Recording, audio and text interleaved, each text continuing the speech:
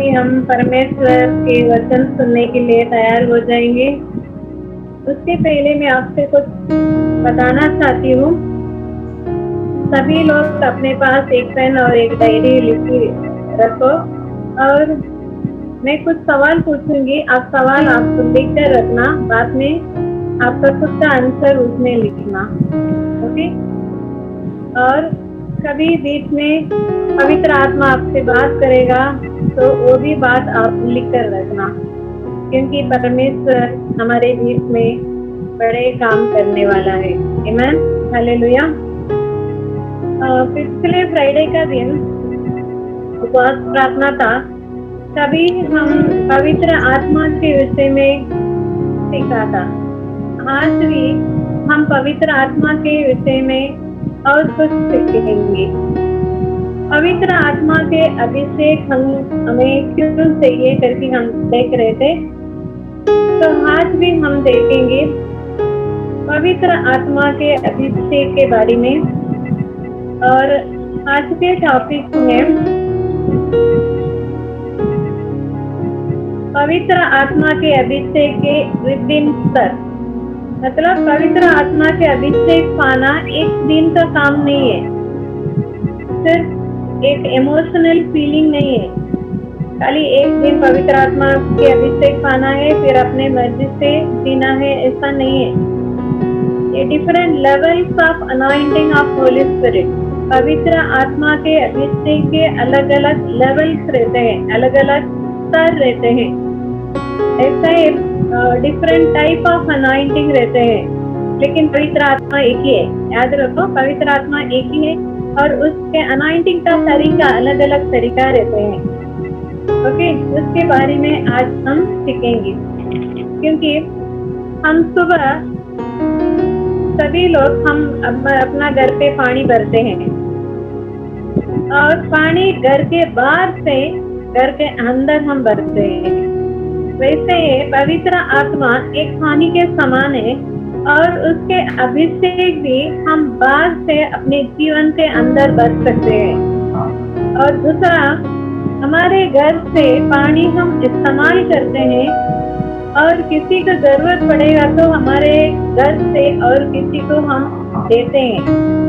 वो पवित्र आत्मा के अभिषेक जो हमारे अंदर से बाहर बहते हैं, उसके बारे में बाइबल क्या कहते हैं वो देखेंगे। बाइबल का वचन हम पढ़ेंगे एजेकिएल के किताब से। हम बाइबल में से हिंदी में लिखा है एजेकिएल चैप्टर 47 45 में पहला वचन पढ़ेंगे। एजेकिएल चैप्टर 47 पहला वचन हम पढ़ेंगे।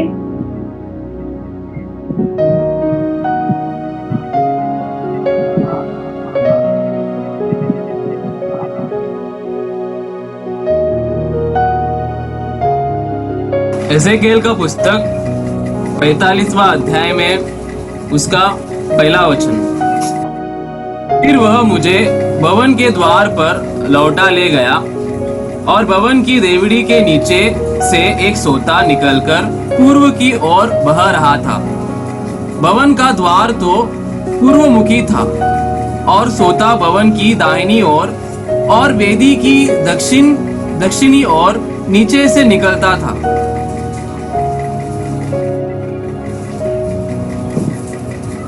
और इसमें एक पूरा अधिकार में जैसे एक नदी, एक सोता परमेश्वर के भवन से बाहर बह रहा था, उसके बारे में लिखा है। हम पहला वचन में देखते हैं, एजेकिएल एक भविष्यवक्ता है और एजेकिएल भविष्यवक्ता को परमेश्वर आत्मा में एक जगह पर ले जाते हैं, वो परमेश्वर के भवन है। और इसमें लिखा है, वो खुद भविष्यवक्ता कहता है, वह मुझे भवन के द्वार पर लेके गया और भवन के द्वार के नीचे से एक सोता निकलकर बह रहा था। तो इसमें क्या लिखा है, परमेश्वर के भवन से पवित्र आत्मा के अभिषेक निकल के बह रहा था। मैंने पहले कहा था पवित्र आत्मा एक पानी के समान है और यहाँ लिखा है एक श्रोता। परमेश्वर के भवन में परमेश्वर की उपस्थिति रहते हैं और परमेश्वर के उपस्थिति कहाँ रहते हैं? उस जगह पर पवित्र आत्मा भी रहते हैं। और यहाँ लिखा है वो परमेश्वर के भवन से द्वार से बाहर बह रहा था। यीशु मसीह नया करार में वचन में कहता है यीशु मसीह खुद कहता है मैं द्वार हूँ। परमेश्वर यीशु मसीह के द्वारा पवित्र आत्मा के अभिषेक हम पा सकते हैं। और वो बाहर बह रहा था पानी। और तीसरा वचन हम पढ़ेंगे। तीसरा वचन में ये लिखा है जब वह पुरुष हाथ में मापने के डोरी लिए हुए पूर्वे की ओर निकला तब उसने भवन से लेकर 1000 हाथ तक उस सोते को मापा और मुझे जल में से चलाया और जल टकनों तक था। इसमें लिखा है परमेश्वर के भवन से सोते से पानी बह रहा है बाहर और उसमें से भविष्यवक्ता एजेकिएल को 1000 हाथ दूर तक ले जा रहा है पानी में। ये फर्स्ट लेवल ऑफ अनाइंटिंग है, मतलब पवित्र आत्मा के अभिषेक का पहला स्तर है। जब पवित्र आत्मा के अभिषेक पाते हैं तो हम सोचना है हम टकनों तक पानी में खड़े होना सभी को अच्छा लगता है। छोटे बच्चे से लेकर बड़े तक सबको अच्छा लगता है। अगर टकनों तक पानी रहने का समय पर लोग पानी के खुशी में बहुत उड़ी मारते हैं, वो खुश हो जाते हैं, बहुत इमोशनल फीलिंग उनके अंदर आ जाते हैं और वो खुश हैं, गाना गाते हैं, बहुत कुछ करते हैं, ओके, बहुत एक्साइटेड हो जाते हैं। और ये है परमेश्वर के पवित्र आत्मा के अभिषेक के पहला स्तर। और आगे 4th वचन में ये लिखा है उसने फिर 1000 हाथ माप कर मुझे जल में से चलाया और जल फुटने तक था। ये दूसरा लेवल का अनाइंटिंग है। पवित्र आत्मा के सेकेंड लेवल ऑफ अनाइंटिंग है जब पवित्र आत्मा के अभिषेक टकनों तक था पहले, अभी घुटनों तक आ गया। अभी पानी, अभी समझ के रखो अभी बारिश है, सब जगह पानी भर गया है और हमारा घर के अंदर हम सेफ है। फिर भी घुटनों तक पानी में हम चलने का समय पर ऐसा एकदम इसी से हम भाग नहीं सकते, थोड़ा मुश्किल से हम चल सकते हैं क्योंकि पानी का फोर्स प्रेशर हमें थाबा लेते हैं। और उसके आगे लिखा है फिर और 1000 हाथ माप कर मुझे जल में से चलाया और कमर तक पानी आ गया। पहले टखनों तक था पानी, दूसरे में घुटनों तक था पानी और तीसरे में कमर तक पानी आ गया। ये कमर तक का पानी पवित्र आत्मा के अनुभव एक तीसरा लेवल ऑफ अनॉइंटिंग है, ओके। तीसरा परमेश्वर के पवित्र आत्मा के अभिषेक के तीसरा स्तर है, ओके। इस समय पर थोड़ा बहुत मुश्किल है वहां से मिलने को, ओके, क्योंकि पवित्र आत्मा हमारे जीवन के चारों तरफ वो हो जाते हैं। और उसके बाद फिर उसने 1000 हाथ मापे और ऐसी नदी हो गई जिसके पार में ना जा सका, और क्योंकि जल बढ़कर तैरने के योग्य हो गया। और उसने लिखा है ऐसा नदी हो गया जिसके पार कोई ना जा सकता। परमेश्वर के भवन से आ रहे हुए अभिषेक एक नदी के समान वो बहता है। और एक बार उस भविष्यवक्ता को पानी में उतरा, उसके बाद वो पुरुष, वो स्वर्गदूत भविष्यवक्ता को पानी के अंदर से चला के लेकर आया। एक बार पवित्र आत्मा के अभिषेक हमारे जीवन में आने के बाद परमेश्वर हमें उस अभिषेक के अंदर से चला के हमारे जीवन चलाने वाला है। उससे बाहर नहीं, बाहर से सिर्फ देखने का काम नहीं देता है, परमेश्वर के अभिषेक के अंदर से हमें चला कर ले जाता है। ऐसे थोड़े थोड़े थोड़े थोड़े करके अपना अभिषेक के लेवल बढ़ते जा रहे हैं, उसके स्तर बढ़ते जा रहे हैं और लास्ट में ऐसे चारों तरफ पानी एक नदी जैसा हो गया। उससे उस एजेकियल भविष्यवक्ता बाहर नहीं जा सकता था और यदि वो कहता है वो तैरने का योग्य हो गया, मतलब जिसको स्विमिंग आते हैं उसमें स्विमिंग कर सकते हैं। और ये भी कहता है और ऐसे नदी थी जिसके पास कोई नहीं जा सकता था, मतलब चारों तरफ परमेश्वर के अभिषेक हमें घेरने का समय पर हम उसमें से बाहर आना मुश्किल हो जाते हैं और उस समय पर पवित्र आत्मा हमारे जीवन का पूरा तरफ ताबा ले लेते हैं। वो अपना कंट्रोल में हम नहीं जिएंगे, अपने मर्जी से हम नहीं जिएंगे और परमेश्वर के मर्जी से हम जिएंगे। ये है परमेश्वर के नदी का अनुभव। इस नदी के अनुभव हम पाने के लिए क्या करना है उसके बारे में भी हम सीखेंगे। और उसके बीच में एक वचन पढ़ते हुए परमेश्वर कुछ बात याद दिलाता है। देखो वापस वो लाइन पढ़ती हूँ। ऐसा नदी थी जिसके पास कोई नहीं जा सकता। तो कुछ दिन पहले परमेश्वर हमारे कलीसिया को कुछ दर्शन दिखाया था। आपकी मेमोरी कितना शार्प है मुझे नहीं मालूम, आप थोड़ा याद करके देखो। 15 मार्च को जब हम यूनिवर्सल स्कूल में प्रार्थना करते थे और पास्टर वचन बांटने के बाद मैं प्रार्थना करती थी, तब पवित्र आत्मा मेरे द्वारा अपने कलीसिया को कुछ शब्द बताया था। किसी को याद है तो आप देख सकते हैं। मैं थोड़ा से उसमें से बताते। उसमें परमेश्वर एक बंद दरवाजा बताया था और उस बंद दरवाजा को कोई नहीं खोल सकता था। बहुत लोग कोशिश किया लेकिन खुलने नहीं हुआ था, क्योंकि वो परमेश्वर सिर्फ यीशु मसीह उस दरवाजे उसके पास वो चाबी था, क्योंकि वही वो खोल सकता था।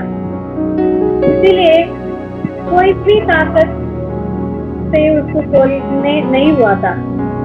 और एक भी बताया था परमेश्वर उस समय पर उस दरवाजा के बीच में बहुत बड़ा एक आशीष, एक बड़ा गिफ्ट उसके पीछे रखा है और वो गिफ्ट सिर्फ परमेश्वर के बच्चों के लिए रखा है, दुनिया के लिए नहीं। मैं समझती हूँ आपको अभी समझ में आया होगा कि बंद दरवाजा का मतलब क्या अभी हो रहे हैं।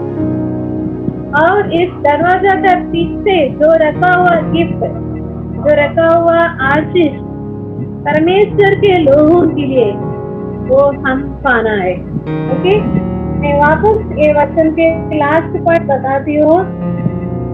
उसमें लिखा है ऐसा बड़ा नदी हो गया, ऐसे नदी थी जिसके पार कोई नहीं जा सकता था। एक नदी बह के आने के समय पर कुछ दिन पहले हम न्यूज में भी सुना था, रास्ता में बहुत बड़ा बाढ़ हो गया था। ऐसे बारिश के समय पर हर साल कुछ जगह पर होते हैं, पानी भरते हैं और पानी बहते भी है। और इस नदी, इस पवित्र आत्मा की नदी आपके जीवन में बहना चाहते हैं तो परमेश्वर के वचन के अनुसार हम जीना है। ओके, मैं आपसे एक और सवाल अभी पूछती हूँ। आप चाहते हो कि इस नदी के समान पवित्र आत्मा के अभिषेक आपके जीवन में आए। मैं रिपीट करती हूँ, आप लिखकर रख सकते हैं। आप चाहते हैं क्या इस नदी के समान परमेश्वर के पवित्र आत्मा के अभिषेक आपके जीवन में आना है क्या नहीं? अगर आप चाहते हैं तो आप इसके बाद से वचन बहुत ध्यान से आप सुनो, क्योंकि परमेश्वर आज आपसे व्यक्तिगत रूप से बात करने वाला है। और ये था पुराना करार में एसेकिएल भविष्यवक्ता को परमेश्वर बताया हुआ थी। वैसे अभी हम नया करार में आएंगे। नया करार में आएंगे और नया करार में आने के पहले, ये वचन पढ़ने पहले मैं थोड़ा पिक्चर, जो भी ये वचन मैंने पढ़ा था उससे रिलेटेड पिक्चर जरा स्क्रीन पे शेयर करो, ताकि लोगों को और अच्छा समझ में आए। ओके, परमेश्वर के वचन और अच्छा से लोगों को समझ में आएगा। जो भी पिक्चर रिलेटेड है आप स्क्रीन में शेयर कर सकते हैं। परमेश्वर के प्रिय लोगों, दो चीज याद रखो।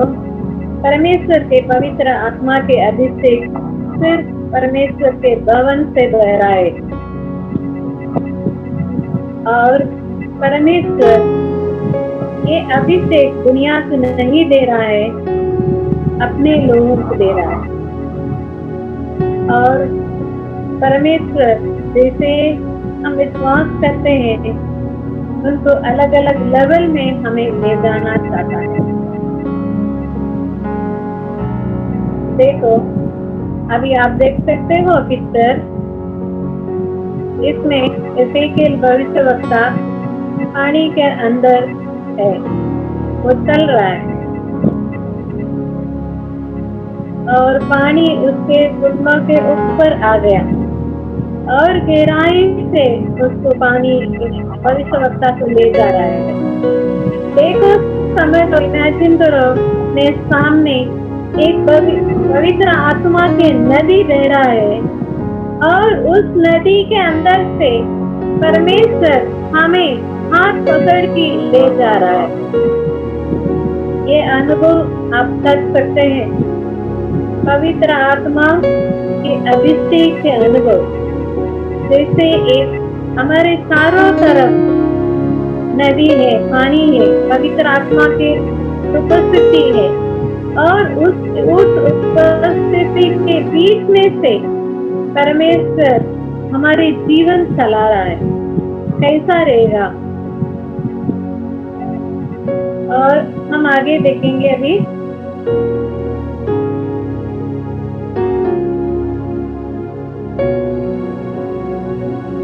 अभी यूहन्ना का पुस्तक 7वां अध्याय में उसका 37वां वचन। पर्व के अंतिम दिन, जो मुख्य दिन है, यीशु खड़ा हुआ और पुकार कर कहा, यदि कोई प्यासा हो तो मेरे पास आए और पिए।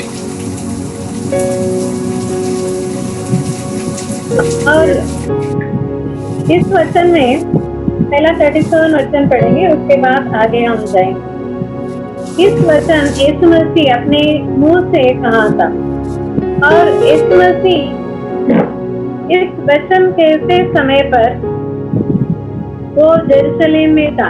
यरूशलेम में था यीशु मसीह, और तभी वहाँ एक त्योहार चल रहा था। उस जमाना में यहूदी लोग 3 त्योहार हर साल मनाते थे। उसमें से सबसे बड़ा त्योहार, एक जॉयस फेस्टिवल, मतलब सबसे खुशी का त्योहार यहूदी लोगों का, ये फेस्टिवल ऑफ टैबरनेकल, मतलब तंबू का त्योहार। ओके, इसको हार्वेस्ट फेस्टिवल भी कहते हैं। उन दिनों में वो जेरूसलेम के आजू बाजू में, गांव में, नगर में जो भी लोग रहते हैं, सभी लोग एक जगह पर इकट्ठा हो जाते हैं। हार्वेस्ट फेस्टिवल मतलब जो खेत में से वो लोग कटी करने के बाद वो फसल उपज लेकर परमेश्वर के भवन में धन्यवाद के साथ वो आते हैं। वो एक बड़ा आनंद के वो त्योहार होते हैं और वो 3 दिन मनाते हैं। ये कुछ फेस्टिवल हमारे भारत देश में भी हम देखते हैं। कुछ फेस्टिवल कुछ लोग ऐसे 1 महीना तक चलाते हैं, कुछ लोग 10 दिन रखते हैं, कुछ लोग 7 दिन रखते हैं और कुछ लोग 3 दिन रखते हैं। अलग अलग होते हैं और हर एक त्योहार में और लास्ट डे, अंतिम दिन बहुत बड़ा से वो लोग मनाते हैं। और इसमें भी यीशु मसीह कहता है, यीशु मसीह अभी यरूशलेम में है और सब यहूदी लोग उनके पास है। और एक पर्व के अंतिम दिन में जो मुख्य दिन था, त्योहार के लास्ट दिन हमेशा एक मुख्य दिन होते हैं।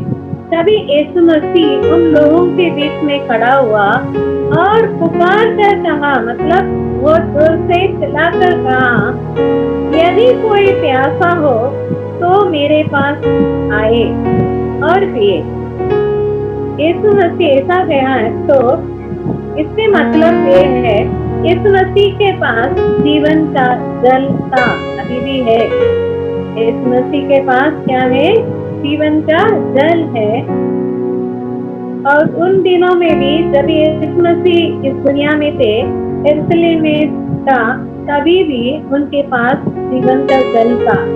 इसीलिए वो इतना चिल्लाकर कहा, जो कोई प्यासा है मेरे पास आओ और पियो। और हमारे आत्मा में एक प्यास, एक भूख रहेगा तो हम इस वक्त यीशु मसीह से कह सकता है, हाँ प्रभु यीशु मसीह मैं प्यासा हूँ, मुझे पानी पिलाओ बस। मतलब परमेश्वर के पवित्र आत्मा के अभिषेक के लिए हम मांग सकते हैं। अभी इसी वक्त ही परमेश्वर हमें देने के लिए तैयार है, क्योंकि वो कहता है यीशु मसीह, तो कोई प्यासा है मैं,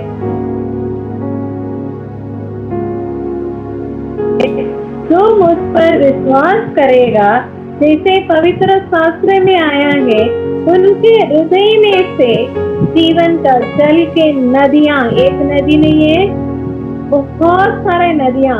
देखो हम पिक्चर में देखा था, जैसे एजेकिएल भविष्यवक्ता ने एक नदी के बीच में देखा, वो खड़े थे, ऐसे हमारे हृदय के अंदर से पवित्र आत्मा की नदियां बाहर निकलेंगी। एक और बात मैं आपको बताना चाहती हूँ। देखो अभिषेक में, पवित्र आत्मा के अभिषेक के 2 टाइप ऑफ अभिषेक है, मतलब 2 तरह से अभिषेक है। तो हम देख सकते हैं उसमें एक अभिषेक हमारे जीवन के अंदर आते हैं, दूसरा अभिषेक हमारे जीवन से बाहर जाते हैं। आप इस बातों को ध्यान से सुनो। तभी हम परमेश्वर की स्तुति आराधना करते हैं पूरे मन से, पूरे हृदय से, पवित्र आत्मा से परमेश्वर की स्तुति आराधना करते हैं, उनकी महिमा करते हैं और उनके नाम को ऊंचा उठाते हैं। तभी हम परमेश्वर के अभिषेक को महसूस कर सकते हैं। आप ही आपके जीवन में अनुभव किया होगा, वो अभिषेक बाहर से हमारे जीवन के अंदर आते हैं। जब हम प्रार्थना करते हैं, कभी भी हम परमेश्वर के अभिषेक के अनुभव महसूस किया होगा।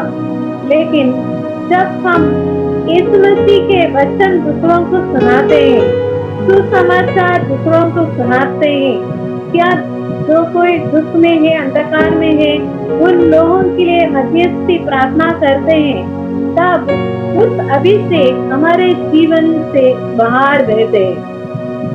याद रखो, कुछ अभिषेक के आउटसाइड से इनसाइड, बाहर से हमारे जीवन के अंदर आते हैं, और कुछ अभिषेक हमारे जीवन के अंदर से बाहर जाते हैं। और मैंने कहा था कभी ये अभिषेक हमारे जीवन के अंदर आते हैं, हमारे जीवन से बाहर जाते हैं, और ऐसा एक नहीं है, बहुत सारे नदियां हमारे हृदय के अंदर से, मतलब हमारे जीवन के अंदर से वो नदी बह निकलेंगी। वो समय अभी आ गया है। हमेशा हम पवित्र आत्मा के अभिषेक के समय पर ये विनती करते हैं, ये प्रार्थना करते हैं कि परमेश्वर मुझे भर दे, मुझे भर दे, आपके अभिषेक से भर दे। लेकिन अभी आज का दिन परमेश्वर चाहता है तुम्हारे हृदय के अंदर से ये नदी बाहर निकल के आना है, और एक नदी नहीं, बहुत सारा नदियां आपके जीवन के थ्रू लोगों तक पहुंचना है। ये अभिषेक आपके जीवन से बहकर, जैसे हमने एजेकिएल की किताब में देखा था, जैसे अभिषेक वो सोता एक परमेश्वर के भवन से बाहर निकलकर एक नदी बनकर वो बह रहा था, वैसे ही परमेश्वर यीशु मसीह चाहता है हमारे जीवन के अंदर से पवित्र आत्मा के अभिषेक बाहर निकल के नदियां, एक नदी नहीं है, बहुत सारे नदियां निकल कर बाहर, जहाँ लोगों के जीवन में सुखापन है वहां बहना चाहता है। इसीलिए हमें क्या करना है? देखो, ये परमेश्वर की नदियां हमारे जीवन से कभी बह के जाएगा। ये वचन के पहला भाग में लिखा है, जो मुझ पर विश्वास करेगा, जो यीशु मसीह के ऊपर विश्वास करेगा, उनके जीवन से ये नदियां बह निकलेंगी।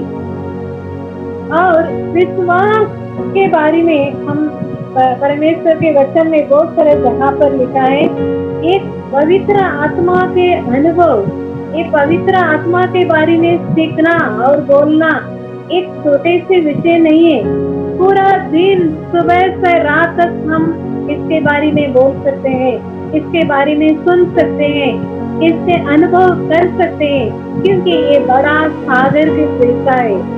लेकिन आज के दिन हम थोड़ा ही सीखेंगे, तो और कितना परमेश्वर चाहता है उतना ही हम सीखेंगे। और इसमें लिखा है, जो कोई यीशु के ऊपर विश्वास करेगा, उनके जीवन से ये अभिषेक निकलेगा।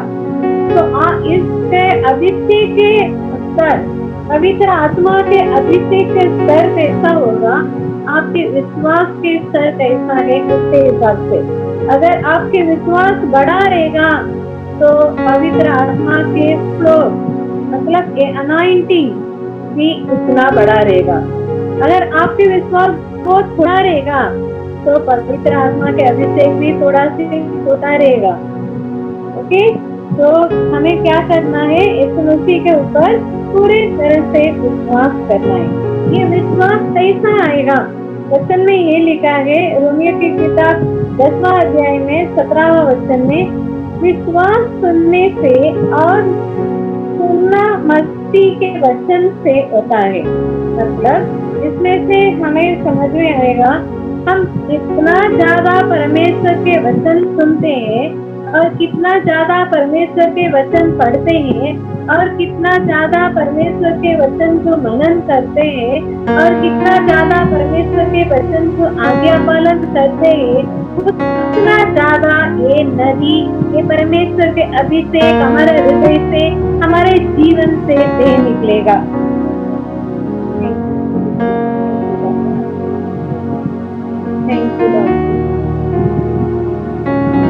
और परमेश्वर यही चाहता है।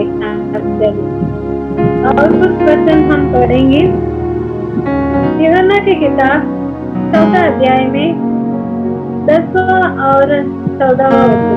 जॉन चैप्टर 4 वर्स 10 और 14।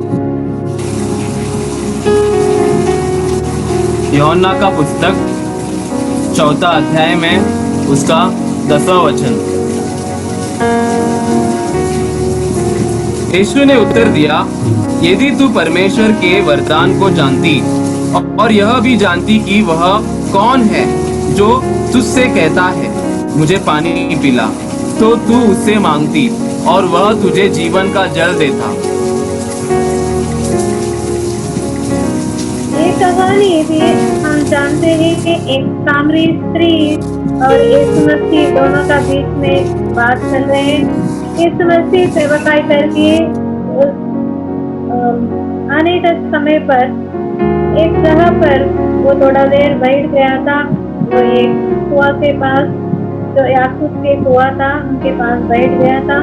तभी उस जगह पर एक सामरी स्त्री आई थी पानी भरने को, और यीशु मसीह वो सामरी स्त्री से पूछा, मुझे थोड़ा पानी पिलाओ तो। और तुरंत वो मना किया, क्योंकि वो कहने लगी, तुम तो यहूदी है और मैं तो एक सामरी स्त्री है। जैसे क्योंकि उन जमाना में ऐसे यहूदी लोग सामरी लोगों को साथ कुछ व्यवहार नहीं रखते थे, क्योंकि वो लोग समझते थे यहूदी लोग थोड़ा ऊंचे जात वाला है और सामरी लोग नीचे जात वाला है।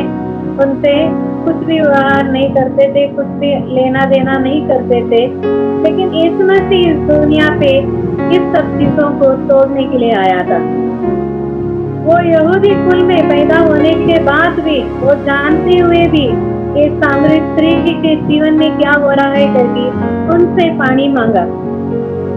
तभी यीशु मसीह ने उस सामरी स्त्री से ऐसा उत्तर दिया, यदि तू परमेश्वर के वरदान को जानती और यह भी जानती कि वो कौन है और तुझसे कहता है मुझे पानी पिला, तो तू उससे मांगती और वे तुझे जीवन का जल देता। देखो, वो सामरी स्त्री नहीं जानती थी यीशु मसीह के बारे में, इसीलिए वो ऐसा जवाब दिया।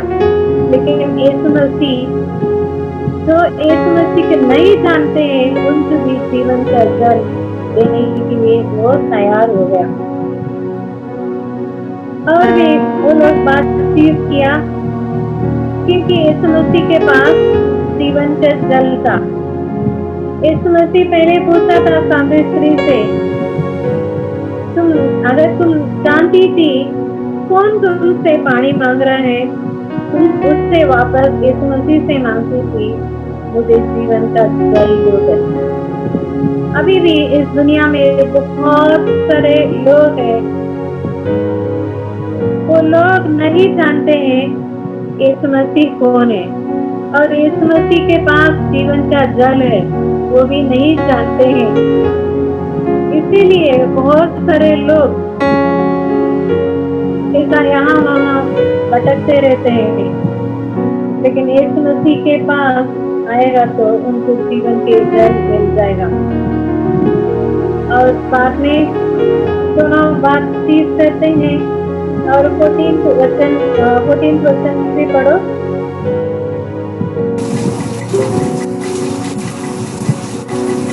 यूहन्ना चौथा अध्याय में उसका 14वां वचन। परंतु जो कोई उस जल से पिएगा जो मैं उसे दूंगा, वह फिर अनंत काल तक प्यासा ना होगा, वरन जो जल मैं उसे दूंगा वह उसमें एक सोता बन जाएगा, जो अनंत जीवन के लिए उमड़ता रहेगा। यीशु मसीह कहता है, जो भी एक कुएं का पानी पिएगा उसको वापस प्यास लगेगा, लेकिन जो भी जल यीशु मसीह देता है वो जीवन का जल, वो पिएगा। इसमें लिखा है, परंतु जो कोई उस जल में से पिएगा जो मैं उसे देता हूँ, जो यीशु मसीह देता है जीवन के जल, वो पीने वाला का जीवन में क्या होगा, वो फिर अनंत काल तक प्यासा ना होगा। इसमें लिखा है वो अनंत काल तक प्यासा ना होगा, ऐसा लिखा है। वरन जो जल मैं उसे दूंगा वे उसमें एक सोता बन जाएगा जो अनंत जीवन के लिए उमलता रहेगा। यीशु मसीह कहता है किसके पास जीवन का जल नहीं है और जो कोई प्यासा है वो यीशु मसीह से मांगे। मैंने पहले कहा था कि पानी एक जल एक पवित्र आत्मा के अभिषेक के समान है। किसको पवित्र आत्मा से अभिषेक की जरूरत है? आप अभी यीशु मसीह से मांगना है, जैसे ये सामरी स्त्री ने मांगा था, मुझे जीवन का जल दो करके, जैसे हम भी यीशु मसीह से मांगना है, तभी वो जीवन का जल हमें देगा। और तीसरा सवाल है आपके पास, आपको ये जीवन का जल का जरूरत है क्या नहीं? अगर आपको जरूरत रहेगा तो आप यीशु मसीह से मांगना है। तभी ये वचन के लास्ट पार्ट में ये लिखा है, परंतु जो जल मैं उसे दूंगा वे उसमें एक सोता बन जाएगा। हम आज शुरुआत में हम देखे थे जैसे परमेश्वर के भवन से एक सोता निकलकर वो बह रहा था, वैसे परमेश्वर के पवित्र आत्मा के अभिषेक तुम्हारे जीवन में एक सोता बन जाएगा और एक उमलता हुआ अभिषेक तुम्हारे जीवन में तुम पाएगा। एक दिन का नहीं है, 2 दिन का नहीं है, उसमें लिखा है वो सोता बन जाएगा और अनंत जीवन के लिए वो उमलता रहेगा। जब तक हम परमेश्वर के पास ना पहुंचे, हमारे जीवन के अंत तक वो अभिषेक उमलता रहेगा। इस उमलता हुआ अभिषेक परमेश्वर के पवित्र आत्मा के अभिषेक के लिए हम परमेश्वर से विनती करेंगे। ओके, और कुछ वचन हम देखेंगे। यशायाह की किताब 55 में पहला वचन, यशायाह चैप्टर 55 वर्स 1। यशायाह का पुस्तक 55 में उसका पहला वचन, अहो सब प्यासे लोगों पानी के पास आओ, और जिनके पास रुपया न हो तुम भी आकर मोल लो और खाओ। दाख मधु और दूध बिन रुपया और बिन दाम ही आकर ले लो।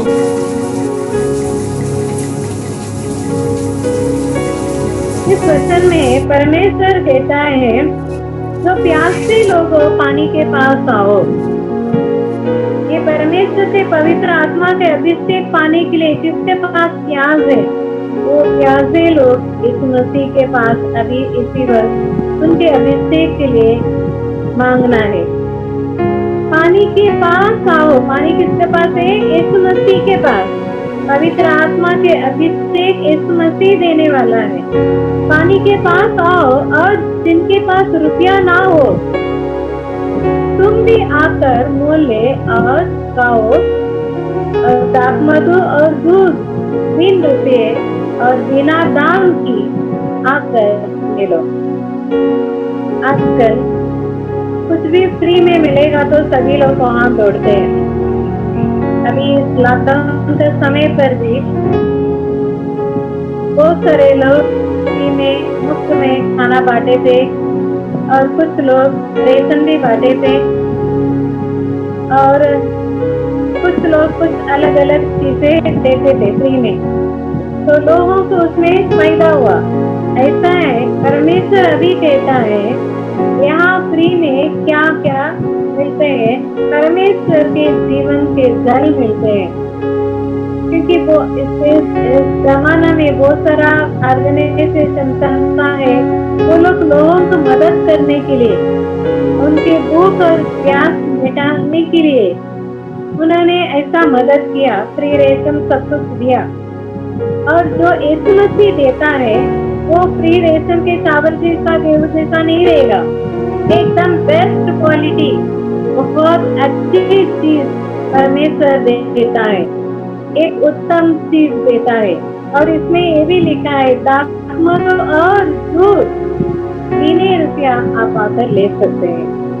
और ये उमड़ता हुआ अभिषेक बिना पैसा देकर यीशु मसीह से हम ले सकते हैं। जो भी यीशु मसीह हमें देता है वो उत्तम चीज होता है, क्योंकि हमें मालूम है एक बार यीशु मसीह एक शादी के घर पे गया था, वहाँ दाखरस खत्म हो गया। तब यीशु मसीह प्रार्थना किया और पानी को दाखरस में बदला। वो सब स्टोरी हमें मालूम है। और जो पानी पीने और दाखरस पीने वाला को मालूम पड़ा, जो बाद में दिया हुआ दाखरस बहुत तेज था, क्योंकि वो दाखरस कौन दिया? यीशु मसीह ने दिया। क्योंकि जो भी यीशु मसीह देता है, जो भी आशीष यीशु मसीह देता है, जो भी अभिषेक यीशु मसीह देता है, वो बेस्ट रहता है। सबसे उत्तम चीज, सबसे अच्छी चीज यीशु मसीह हमें देता है।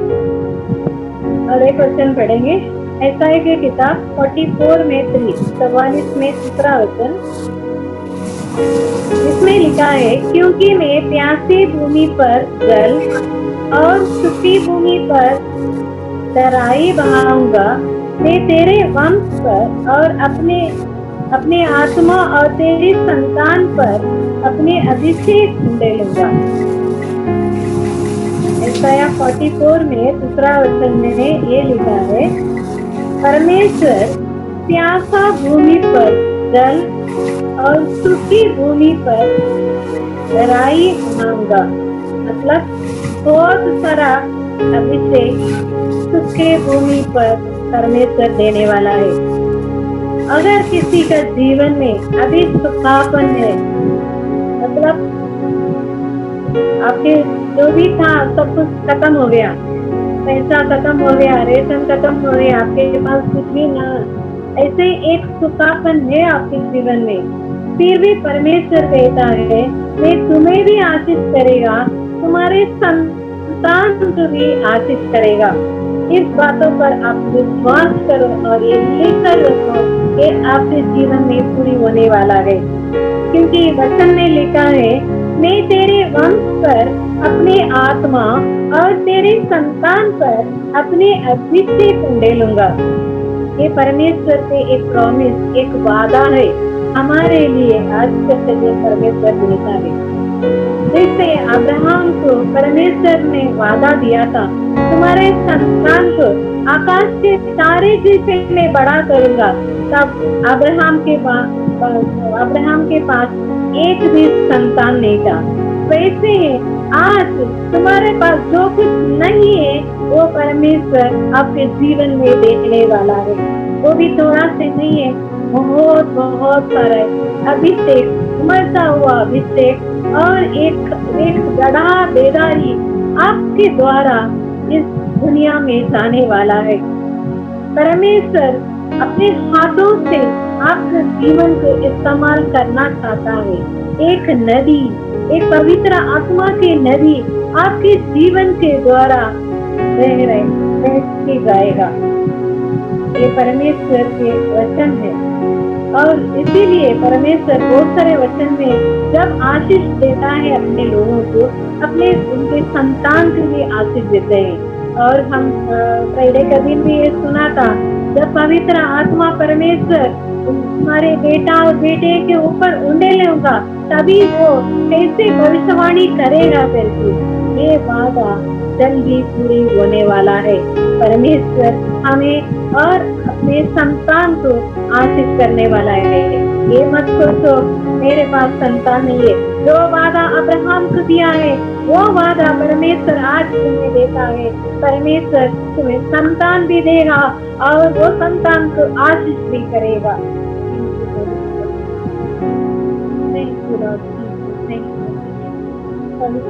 धन्यवाद। और एक वचन लास्ट में पढ़ेंगे, पहला कुरिन्थियों के पुस्तक में 6वां अध्याय में 19वां वचन।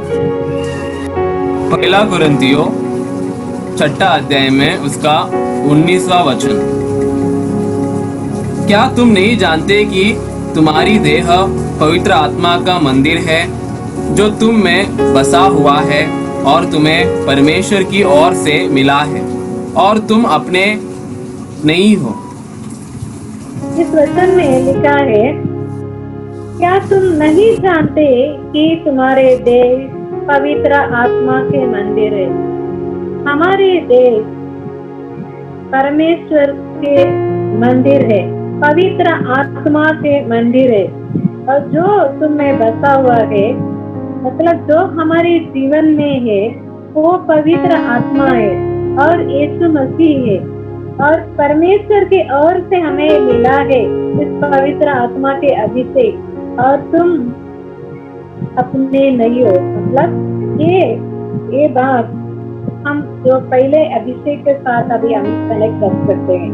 इसमें लिखा है कि तुम नहीं जानते कि तुम्हारे देह पवित्र आत्मा के मंदिर है। मतलब पहले एजेकियल को परमेश्वर दर्शन दिया था, उनको अभिषेक के बारे में बताया था। तभी वो क्या कहा था, अभिषेक